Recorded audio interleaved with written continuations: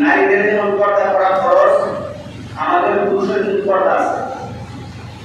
শুধু নারীদের জন্য পর্দা করা শুধু তাই নয়, আমাদের পুরুষের জন্য আল্লাহ পাক পর্দা ফরজ করে দিয়েছেন। কতটুকু আমরা পর্দা করব, মহিলারা কতটুকু করবে, সেই ব্যাপারে কিছু আলোচনা করব। এবং যেহেতু সামনে বিরোধ মাস আসতেছে, কুরবানির মাস আসতেছে, সেই সম্পর্কে আল্লাহ পাক বলেছেন খালাকাল ইনসানা ফি আহসানি তাকওয়িম, অবশ্যই অবশ্যই আমি মানুষকে সুন্দর আকৃতিতে সৃষ্টি করেছি। সুবহানাল্লাহ। দেখেন এখানে আপনারা আছেন, আমি যারা আছি, নতুন এখানে আছে, আমি আছি, একটা মানুষের চেহারার সাথে একটা মানুষের কোন মিল আছে? এই কারিগরটাকে আল্লাহ বলে সেই কারিগর। আল্লাহ পাক বলেন আমি অবশ্যই সুন্দর আকৃতিতে আমি মানুষকে সৃষ্টি করেছি। যেইভাবে সৃষ্টি করেছি তোমরা সেইভাবে করতে হবে, কারণ এইভাবে আল্লাহ পাক রব্বুল আলামিন আমার কোরআন আয়াতে সূরা আরাফের 26 নম্বর আয়াতে আল্লাহ পাক বলতেছে বিসমিল্লাহির রহমানির রহিম, ইয়া বানি আদম قد أنزلنا عليكم لباسا। এই কথা বলেন না জুমাতে আসলে হুজুর আলোচনা করার কথা বলে পেয়ার করে হুজুর হয় একটা কথা আপনাকে বলে দিই। আমি আলোচনা করছিলাম যে জুমার দিন মানুষের যখন নামাজ আসে, আসার পর চারটা কাজ করার কারণে সে গুনাহগার হয়ে যায়। আমরা জুমার দিন কিসের জন্য আসলাম? সওয়াবের জন্য না। কারণ পৃথিবীর মধ্যে সর্বশ্রেষ্ঠ দিন হলো মাসের মধ্যে জুমার দিন। কেন? এই জুমার নামাজ যখন আমরা আদায় করি, যখন জামাতের নামাজ আদায় করি, জামাতের পরে যে আমরা দোয়াটা করি, এটা হলো দোয়া কবুলের সময়। এই জন্য আমি দোয়া বলবো এই জন্য করি, কারণ রমজান পরে আল্লাহর কাছে আমরা অনেক কিছু চাইতে পারি, অনেক কিছু বলতে পারি। এই জন্য জুমার নামাজে আসলে হুজুর আলোচনা করে চুপ করে পড়বেন, আলোচনা করবেন, কথা বলে লাগালাগি করেন, ব্যাধি হবে, গুনাহ হয়ে যাবে। আল্লাহ পাক বলে ইয়া বানি আদম قد أنزلنا عليكم لباسا, হে আদম সন্তান তোমরা শুনে রাখো, নিশ্চয়ই আমি তোমাদের জন্য এমন পোশাকের ব্যবস্থা করেছি যা দ্বারা তোমাদের লজ্জাস্থান ঢেকে রাখবে। আল্লাহু আকবার। এই কথা কে বললেন? আল্লাহ বললেন। আল্লাহ বলেন আমি তোমাদের জন্য এমন পোশাক তৈরি করেছি যা দ্বারা তোমাদের লজ্জাস্থান ঢেকে রাখবে। শুধু তাই নয়, ওয়ালিবাসুত তাকওয়া লিযালিকা খায়রা, আমি তোমাদেরকে জানিয়ে দিলাম যালিকা মিনাল আয়াতিল্লাহি লাআল্লাকুম তাযাক্কারুন। তোমরা শুনে রাখো, এবং আমি তোমাদের সৌন্দর্যের জন্য তাকওয়ার পোশাক আমি আল্লাহ পাক তোমাদের জন্য সৃষ্টি করেছি, বানিয়ে দিয়েছি। এবং আমি আল্লাহ পাক যে আদেশ তোমাদেরকে দিয়েছি সেই আদেশ মতে চলবা, তোমাদের লজ্জাস্থান রাখবা, কারণ আমি আল্লাহ পাক তোমাদেরকে সুন্দর আকৃতিতে সৃষ্টি করেছি। আমি আল্লাহ পাক যে নিয়ামত দিয়েছি সেই নিয়ামতে তোমরা চলো, আমি আল্লাহ পাক তোমাদের প্রতি সন্তুষ্ট হয়ে যাব। আল্লাহু আকবার। আল্লাহ পাক বলে আমাদেরকে সুন্দর আকৃতিতে সৃষ্টি করেছেন, আবার বললেন আমাদের জন্য পোশাক তৈরি করেছেন। কেন? যাতে আমরা আমাদের লজ্জাস্থান ঢেকে রাখতে পারি। শুধু তাই নয়, তিনি আরো বলেন ওয়া আইয়ুহাল মুমিনুনা আল-মুতিউনা ই'লামু আন্নাল হিজাবা বিল লিবাসি ফারদুন মিন রাজুলিন মিনাস সুরাতি ইলা মুতফাতি। হে মুমিন, তোমরা শুনে রাখো, পোশাক দ্বারা পর্দা করা পুরুষের জন্য ফরজ, নাভি থেকে হাঁটু পর্যন্ত, নাভির নিচ থেকে হাঁটু পর্যন্ত পুরুষের জন্য পর্দা করা ফরজ। কি বলতো? বুঝলি ওরা? নাভি থেকে হাঁটু নিচ পর্যন্ত কি করা? পুরুষের জন্য পর্দা করা ফরজ। আমরা যারা গালাগালি কি দেই, সার ভাই মাছ মারি বা পুরুষকে গাল করে বুঝু করাই, এরা কি হাঁটুর উপর পুড়ে না হাঁটু নিচে নামে? কথা বুঝে নেব না। আল্লাহ বলে গেছেন নাভির নিচ থেকে হাঁটুর নিচ পর্যন্ত পুরুষের জন্য কি পর্দা করা ফরজ। ফরজটি বাধ্যতামূলক করতে হবে। এখন আমরা যারা লিঙ্গিতে ভুল করি, আল্লাহর বাড়ি বলতে গিয়ে ঘোরাঘুরি করে লিঙ্গিতে অনেক সময় কাজ করি। এখন আমাদের ফরজ করা বেশি, লিঙ্গিতে ফরজ করা বুঝছে না? এখন ফরজ করা হলো কবিরা গুনাহ। মন দিবেন, ফরজ করা কি কবিরা গুনাহ, যে গুনাহ তওবা ছাড়া মাফ হয় না। আল্লাহ পাক বলে গেছে আমি পুরুষের জন্য নাভি নিচ থেকে হাঁটুর নিচ পর্যন্ত পর্দা করা ফরজ করে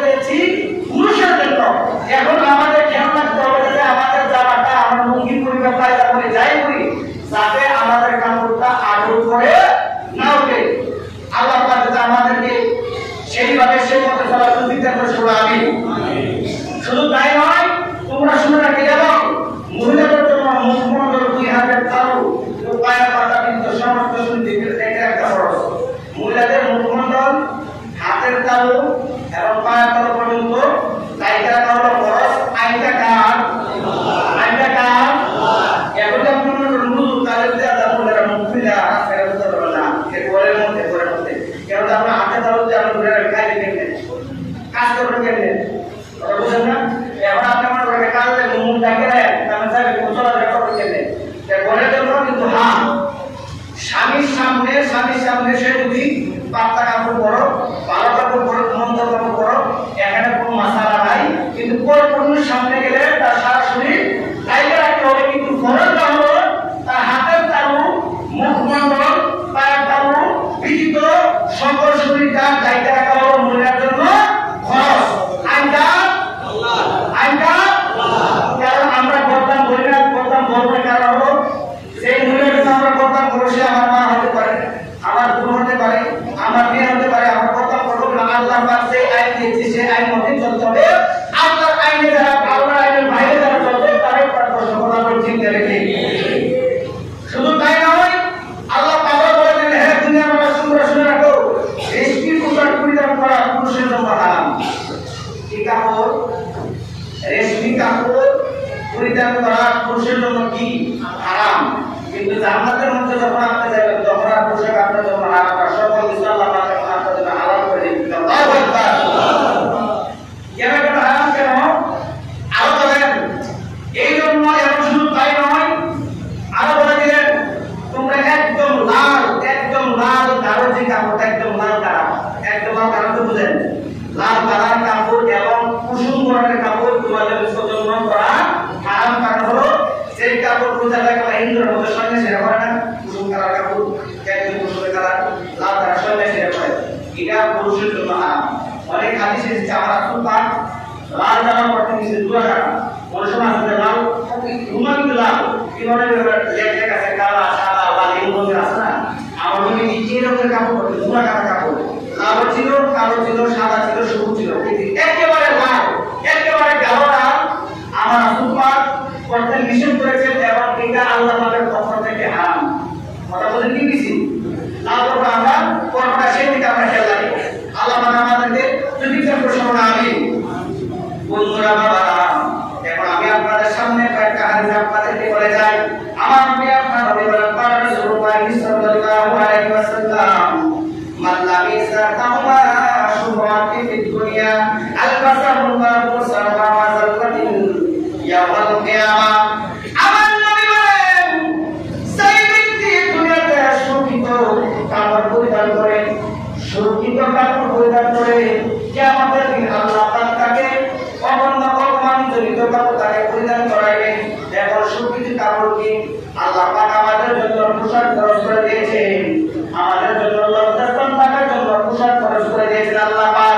কিন্তু আমার নবী বলেন, সেই ব্যক্তি শোভিত কাপড় পরিধান করবে, দুনিয়ার মধ্যে কিয়ামতের দিন তাকে অপমানজনিত কাপড় পরানো হবে। আমার নবীকে প্রশ্ন করা হবে, ইয়া রাসূলুল্লাহ, ইয়া হাবিবাল্লাহ, নবী গো, শোভিত কাপড় কি ব্যাপারে আমরা তো বুঝতে পারলাম না, শোভিত কাপড় কি? আমার নবী বললেন, তোমার পয়সা আছে, তোমার টাকা আছে, তোমার সম্পদ আছে, সেই জন্য তুমি ভালো কাপড় পরতে পারো, ভালো জামা পরতে পারো। কিন্তু তোমার অন্তরে যদি মনের মধ্যে যদি অহংকার থাকে যে আমি বড় করে টাকা বাঙানের দামে কাপড় পরেছি, আমার কাপড়ের দাম 3000, আমার কাপড়ের দাম 10,000, কিন্তু ফুলকির বুকে একটা 500 টাকা কাপড় পরছে, 300 টাকার কাপড় পরছে, আমার কাপড় সমান কাপড় পরতে পারে না। আমার নবী বলেন, কাপড় মানুষের সৌন্দর্যের জন্য,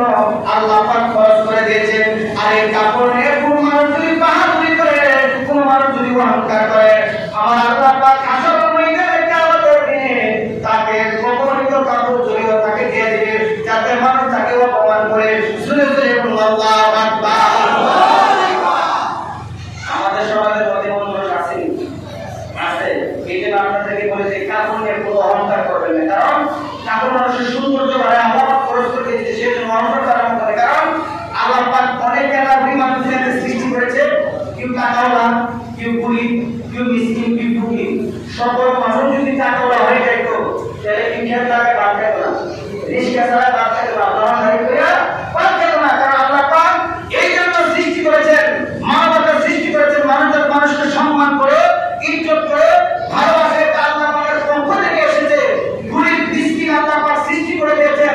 কারণ একটা এক জায়গার মধ্যে সকলে সমান, সেই জায়গাটা হলো আর মসজিদুল বাইতুল্লাহ। যখন আমরা আল্লাহর ঘরে আসি, মসজিদে আসি, যখন আপনার সামনে আমরা যাই, কে বড়, কে টাকাওয়ালা, কে সম্প্রসারী কোন ব্যাপারে তাই আল্লাহর দরবারে সকলে সমান। কথা বলে ঠিক না?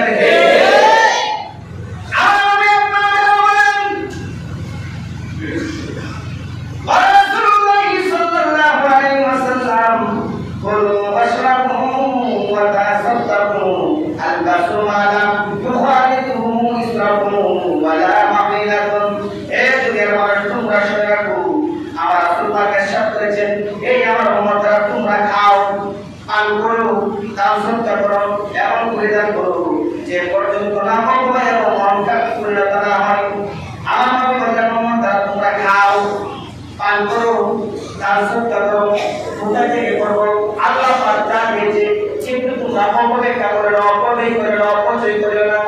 কে বলেন? আমার নবী কি বলেন? যে আল্লাহ পাক যে নিয়ামত তোমাদেরকে দিয়েছে তোমরা কি করো? পান করো, খাও এবং তা থেকে সমর্থ যে তোমরা দান সদকা করো, কিন্তু অপচয় করিও না, তোমরা খরচ করো না। কারণ হলো আল্লাহ পাক বলেছে আমি আল্লাহ পাক তোমাদেরকে নিয়ামত দিয়েছি, সেই নিয়ামত পালে তোমরা শুকরিয়া আদায় করো, আমি আল্লাহ পাক তোমাদের কারণ নিয়ামত বাড়িয়ে দেব। কিন্তু তোমরা অপচয় করো না, অপব্যয় করো না। যদি তোমরা অপচয় করো তাহলে তোমরা অনেক মনে করো তার দিকে তোর বাদ নষ্ট হয়ে যাবে, গায়ে তোমার টাকা তোমার বাড়াতে সমস্যা নাই। এই যে অপব্যয় করলেন, রিজিক অপব্যয় করলেন, আল্লাহ রাসূল বলেছেন এর মধ্যে তার অন্তরের মধ্যে রিয়া এসে গেছে, অহংকার এসে গেছে। এই রিয়া অহংকার যদি এসে যায় তার নামাজ শুধু আল্লাহর দরবার কবুল হবে না। কারণ হলো রিজিকটা আল্লাহ পাক তৈরি করেছে, রিজিকটা আল্লাহ পাক তোমাকে দিয়েছে, সেই রিজিকের সম্মান করার জন্য আল্লাহ পাক তোমাকে বলেছে আল্লাহু আকবার। আল্লাহ রাসূল আরো বলেন হে দুনিয়ার মানুষ তোমরা শুনে রাখো, পুরুষ যারা আছো, পুরুষ যারা আছো তোমাদের জন্য রিজকি কাপড় এবং স্বর্ণের জিনিস পুরুষের জন্য ব্যবহার করা হারাম। কি জিনিস? আজকে যে আলোচনা একটু মাসালা আলোচনা, সবসময় আলোচনা করি, ঘটনা বলি, সবসময় ঘটনা চলে না, কিছু আপনাদেরকে বুঝাইতে হয়। পুরুষের জন্য স্বর্ণের জিনিস, স্বর্ণের আংটি বলেন, সিং বলেন, বিলকুল হারাম, কিন্তু মহিলার জন্য এটা জায়েজ। হ্যাঁ, কিন্তু রূপা, সাইনার রূপাতে আপনি আংটি বানাইতে পারেন, এটা আপনার জন্য হারাম, কিন্তু আপনার জন্য হারাম। এই কারণ হলো আমার দেওয়া নবীজি রূপা দিয়ে আংটি পড়তেন, সেই আংটির মধ্যে আমার নবীজির নাম ছিল, আল্লাহ পাকের নাম ছিল, যে এই ঘটনা আগে বলেছি, এই আংটির মধ্যে হযরত আবু বকর সিদ্দিকের নামও ছিল। সেই জন্য পুরুষের জন্য রূপা করা হারাম, কিন্তু হারাম না। কিন্তু পুরুষের জন্য স্বর্ণের জিনিস আংটি বলে অনেক পুরুষের আছে নাকি কেওয়া হইলে মানে পয়সা করে দিতে এমন দাম বলে স্বর্ণের জিনিস মানে আড়াইবার মধ্যে আর দুটো তো না, এটা বলা যায় না, বুঝলে আপনি আসেনি আর আসেনি। এর পরে স্বর্ণের জিনিস পড়া হারাম, আর বলে এর মধ্যে একটা অহংকার, একটা বাঘের জন্য যে আল্লাহর দরবারে গুনাহগার হয়ে গেল। পুরুষের জন্য স্বর্ণের জিনিস পড়া হারাম, মহিলার জন্য স্বর্ণের জিনিস পড়া হলো হালাল। আল্লাহু আকবার। কারণ আপনি দেখবেন একটা মহিলা যত স্বর্ণের জিনিস পরাবে তত সুন্দর লাগে, যত স্বর্ণের জিনিস পরাবে তত সুন্দর লাগবে। এই জন্য আমার নবী বললেন তোমরা কি করো, পুরুষেরা তোমরা কি করো, স্বর্ণের জিনিস পরিধান করবা না, এবং তোমরা রূপার জিনিস পরিধান করতে পারো, মহিলার জন্য স্বর্ণের জিনিস হলো হারাম। আমার রাসূল আল্লাহ বলেন আমার নবীর কাছে একজন সাহাবী আসলেন, আমার রাসূল তাকে বলতে আসলেন কিছু চাওয়ার জন্য। তখন আমার নবী তাকে দেখতেছে এই লোকের গায়ের মধ্যে লাল জামা পরিহিত অবস্থায়। আমার রাসূল পাককে সে সালাম দিলেন, আসসালামু আলাইকুম। আমার নবীকে যখন সালাম দিলেন, আমার নবী ওই ব্যক্তির সালামের জবাব দিলেন না। সাহাবারা প্রশ্ন করে ইয়া রাসূলুল্লাহ, ইয়া হাবিবাল্লাহ, আপনি বললেন সালাম দেওয়া হলো শান্তি, সালাম দেওয়া হলো রহমত, এই সাহাবী আপনাকে সালাম দিলেন, আপনি সালামের জবাব দিলেন না। হুজুর ইয়া রাসূলুল্লাহ, ইয়া হাবিবাল্লাহ, যদি আপনি এর ব্যাখ্যাটা করতেন। আমার নবী বললেন আমি এই জন্য উত্তর দিলাম কারণ তার গায়ের মধ্যে একদম গাঢ় লাল জামা ছিল, সেই জন্য আমি দেখেন কারণ হলো লাল জামা পুরুষের জন্য পরা হারাম, আল্লাহ পাক করে দিয়েছেন।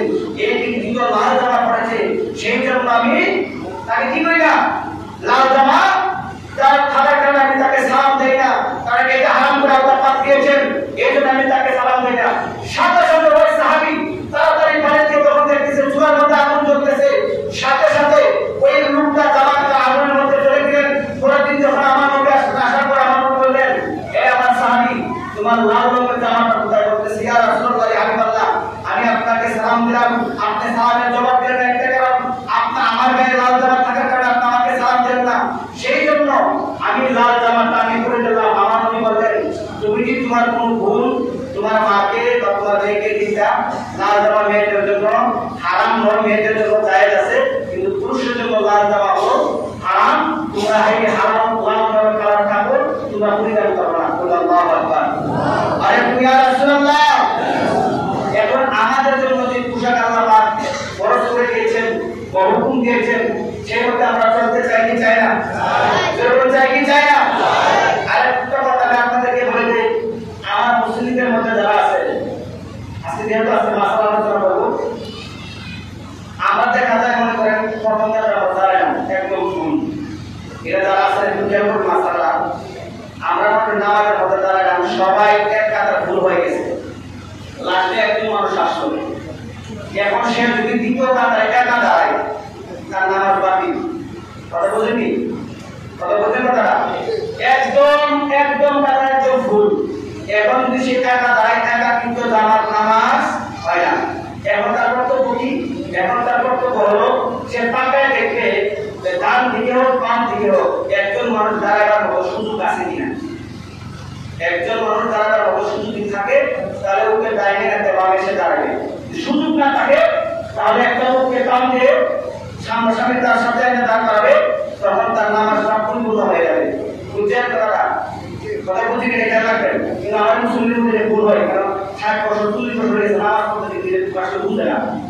আমি আপনাদেরকে বলে দিলাম এই কাজটা আপনি করবেন না, আগে দাঁড়াই আপনার বয়সে কোনো জিন্দিগি নাই, আপনি দাঁড়িয়ে দাঁড়াবেন না, দুই একা থাকেন, আপনার তাকে দেখবেন বাম দিকে হোক ডান দিকে হোক কোনো ফাঁকা জায়গা আছে কিনা, যদি ফাঁকা জায়গা থাকে তাহলে আপনি ফাঁকা জায়গার মধ্যে দাঁড়াবেন, আপনার জামাটা পরিপূর্ণ হয়ে যাবে।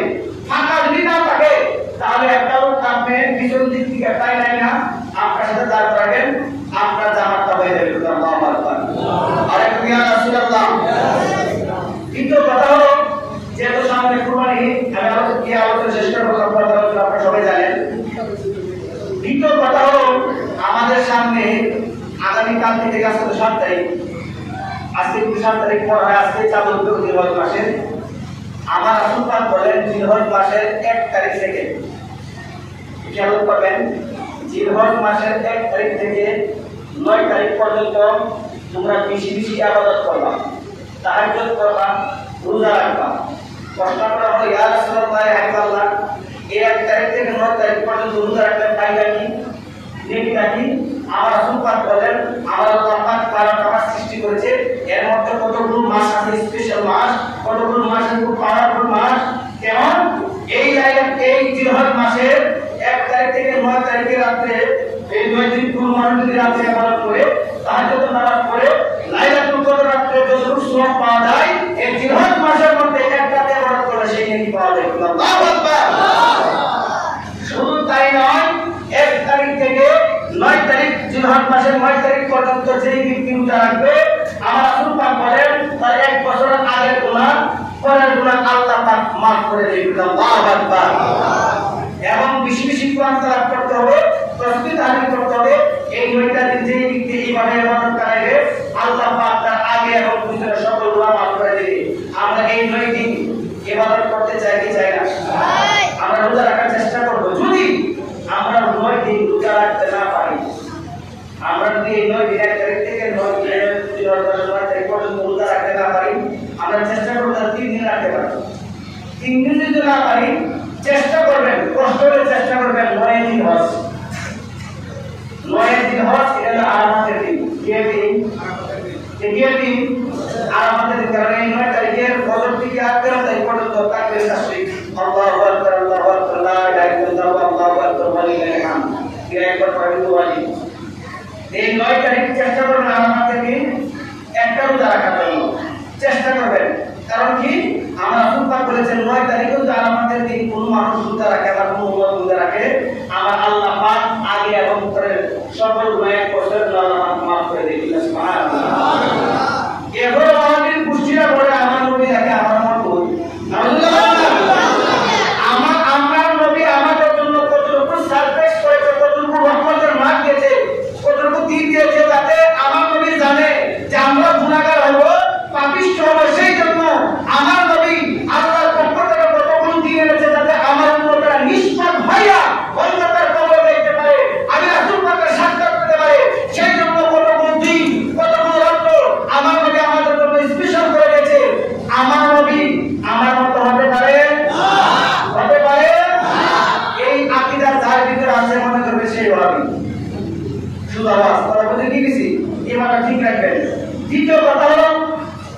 যারা কুরবানি করবেন, কারণ জিরো আপনার হাতে ধরে মন দই দিবা পাঁচি বা সাত দিন লাগে এই কুরবানি গুলো কুরবানি এবার একটা মনস্তা আছে না, হাদিস শরীফের মধ্যে আছে যারা শরীক থাকবেন বা যারা কুরবানি দিবেন এরা নখ কাটা নিষেধ, চুল কাটা নিষেধ, মুখ ফালানো নিষেধ, রুম শরীরে রুম কাটা নিষেধ, একদম নিষেধ করে যে যারা কুরবানি দিবে যারা শরীর থাকবে। আর এই আমার যদি কোনো কুরবানি দিবে না দেখি আমার আমলে আল্লাহ পাক তাকে নিয়ে দিয়ে দিবে, এটা কোনো সমস্যা নাই। কিন্তু বিশেষ করে এই আমারটা অনেক মানুষ করে না, যারা কুরবানি নিয়ম করেছে, যারা কুরবানি নিয়ম করেছে তারা যাতে কুরবানি দেওয়ার আগ পর্যন্ত আপনারা পারে কুরবানি দেওয়ার পরে, যেমন আজকে শুক্রবার আগামীকালকে ভিতরে এক তারিখ, আপনি যখন আগামীকালকে আজকে আপনারা পারে মসজিদ করে পারবেন, শরীর উপরা দিবেন না পরিষ্কার করা, তারপর আজকে আপনারা করে ফেলবেন 1 তারিখ থেকে যারা কুরবানি দিবেন বা যারা কুরবানি শুরু হবেন। অনেক মেয়ে মূল এটা কিন্তু শুরু হয় না, তারা নজর করে করেন, সেটা রকমভাবে একটা সুন্দর। ঠিক আমার কাছে চেষ্টা করবেন যারা কুরবানি দিবেন এবং কুরবানি যারা শুরু হবেন তারা যাতে নখ চুল এবং মুখ যাতে না পারে। এখানে একটা প্রশ্ন আসলো, ইমাম সাহেব কত তারিখ থেকে ঈদের দিনের আগে কত তারিখ থেকে এটা নিষেধ তারিখ দিবেন তো? 1 তারিখ থেকে কুরবানি দেওয়ার পর্যন্ত, কুরবানি দেওয়া শেষ পরে আমরা বলাই দেব, কোনো সমস্যা নাই। আর মাকে আসতে বলাই দিলেন। আচ্ছা, দ্বিতীয় কথা হলো এখানে মেরাজে একটা প্রশ্ন করেছে, হুজুর যদি 7 জনের কথা বলেন, যদি 7 জন মানুষ শরীক হয়, এখানে আমার নবীজির নাম মোবারক না দেয়, নাম না দেয়, তাহলে কি কুরবানি হবে না? প্রশ্নটা আমার মনে করছে। এখানে আমরা যারা রাসূল পাকের মহান বলতে আমরা কিন্তু বাধ্যতামূলক আমাদের নবীজির নাম ঠিক দিই, কারণ আমার নবীজি আমাদের জন্য উম্মতের জন্য প্রতি কুরবানির সময় উম্মতের নাম দিয়ে 100 কুরবানি দেন। সুবহানাল্লাহ, 100 শুধু উম্মতের জন্য, কার জন্য? উম্মতের নামে দিয়ে দিতেন, উম্মতের জন্য সবচেয়ে কুরবানি করে দিতেন। কারণ জানেন আমার উম্মতের মধ্যে গুনাহগার বিষয় হবে, অনেক উম্মতরা দিতে পারবে না, অনেক গরীব আছে দিতে পারবে না। আমার নবী রহমতুল্লাহ আলাইহি যেমন আমার রহমত নবী, সেই নবীকে এত কথা এত কিছু, আর সেই নবী উম্মতের নামাজের জন্য 100 কুরবানি করে দেন প্রতি হাজার মধ্যে জিলহজ মাসের মধ্যে কুরবানির সময়। এখন আমি আপনাদের একটা কথা বলি, যেমন আপনারা 7 জন কথা খেয়াল রাখবেন, আপনারা ভুল মনে করেন না, আপনারা 7 জন একদম 7 জন শুরু করেন, 7 জন তো শুরু করা যায় না, এটা তো আপনারা জানেন, জানেন তো ইনশাআল্লাহ? উত্তর দেন না, 7 জনের উপর কি শুরু করা যায়? যায় না। এখন মনে করেন আপনারা 7 জন শুরু করেন, এখন তো আমার নবীজির নাম দিতে পারবেন না, পারবেন? কেউ নাই, কারণ নিষেধে মাসালা হিসাবে। এখন যে আপনারা 6 জন শুরু করেন, যেহেতু আমরা 6 শুরু আর একটা নাম আমার নবীজি দিয়ে দেন, সুবহানাল্লাহ, বাস হয়ে যাবে। এখন আপনারা 7 জন শুরু করেন, নবীজির নাম না দেন, আপনার কুরবানি হবে কিন্তু সব আমার বাধা পরে বুঝে নেওয়া বুঝে না, আপনাদের কাছে জ্ঞান না। আপনারা 7 জন শুরু করেন, এখানে 8 জনের নাম দেওয়া যাবে না। এখন যদি আমার নবীজির নাম আপনার নাম না দেন, এই জন্য আপনার কুরবানি বাতিল হবে না। আপনি যদি আপনারা 6 জন শুরু করেন, কারণ লাস্ট হলো 7 জন, 7 জনের উপর দেওয়া যায় না। আপনারা 5 জনের নাম দিতে পারবেন, 6 জনের নাম দিতে পারবেন, 7 জন হলে আর দেওয়ার কোনো পথ থাকে না। কথা বুঝেন? কথা বলে আমাদের থাকে বুঝে কি করে না বলে দিতে না। 7 জন যদি শরীর থাকে না দিলে আপনার কুরবানির কোনো সমস্যা না, কুরবানি হয়ে যাবে। আপনারা 6 জন শরীর থাকবেন বা 5 জন থাকবেন, আপনারা আমার 10 জনের নাম দিবেন। আর 6 জন দিয়ে আপনার রাসূলের নাম রাখলে উত্তম। কথা বুঝেন? 6 জনের কুরবানিতে আমার 10 নবীর নাম রাখলে উত্তম। এটা আমরা পড়ে আসছি, আমরা জন্মলগ্ন থেকে এটাই করে আসছি, কারণ আমাদের নবীর নাম আমরা অবশ্যই রাখি, আমরা 6 জন শরীক করি। আমাদের এলাকাতে আমরা সুবিধা আছে, আমরা রেডি করি, আমরা 7 জন শরীক করি, 6 জন শরীক হয়ে আমার 10 নবীর নামে একটা রাখি। কারণ হলো যে নবী উম্মতের জন্য প্রতি বছর 100 কুরবানি দিতে পারে, সেই নবীর নাম মুবারক আমরা কুরবানির মধ্যে রাখতে পারে কি পারে না? পারে কি পারে না? আল্লাহ পাক আমার রাসূল পাকের নাম মুবারক রাখার তৌফিক দান করেন, সকলে আমিন। এখন একটা মাসআলা হলো, আপনারা যারা কুরবানির মধ্যে শরীক হবেন, দয়া করে যারা গ্রুপে কিনবেন, 5 জন শরীক করেন বা 6 জন শরীক করেন, মাসআলা আসলো, হাদিস শরীফ আসলো, যে 6 জন শরীক থাকে, যদি গিয়া যদি গুরু কাটিয়ে তাহলে মনের মধ্যে কোনো সংযোগ থাকে না। বুঝলেন না? সংযোগ থাকে না, কোনো সংযোগ থাকে না, সেই জন্য যদি কি গুরু কি হলো উত্তম। এই হলো মাসালা। এখন আরেকটা জিনিস আছে, যখন আপনি কুরবানি গরু কিনে আনবেন আপনার নিজের হাতে খাওয়াবেন, নিজের হাতে গোসল করবেন। কারণ আমার আল্লাহ পাক বলেছে, হে ইব্রাহিম তুমি তোমার প্রিয় বস্তুটাকে আমার নামে কুরবানি দাও। যখন আপনি এই গরুটা 6 দিন আপনার 6 দিন আগে কিনলেন কুরবানি, 5 দিন আগে কিনলেন, এর জন্য আপনি পানি খাওয়াবেন, গোসল করাবেন, পুরা হবে, এর মধ্যে একটা মহব্বত আপনার ঢুকবে না? এই মহব্বতের জিনিসটা মনে রাখবেন যে ইব্রাহিম সাল্লামের মহব্বতের জিনিস হলো হযরত ইসমাঈল সাল্লাম। যখন আমি গরুটা কিনলাম আমার মহব্বত তো আমি গোসল করাইবো, খাওয়াইবো, করাইবো, সব কিছু আমি মহব্বত করবো, আমার এর মধ্যে অন্তর করতে যাবে। সেই মহব্বতের গরুটাই তো আমি আপনার নামে কুরবানি দিয়েছি। আল্লাহ পাক যাতে আমার কুরবানিটা কবুল করে সেই লক্ষ্যে আপনারা গরু নিজের হাতে যত্ন করবেন, নিজের হাতে যত্ন করবেন। যেদিকে আলোচনা সামনে আলোচনা করবেন, আমি আপনাদের আগে বলতে অনেক মানুষ আছে 7 দিন আগে 10 দিন আগে কিন্তু কিনে ফেলে করতাম।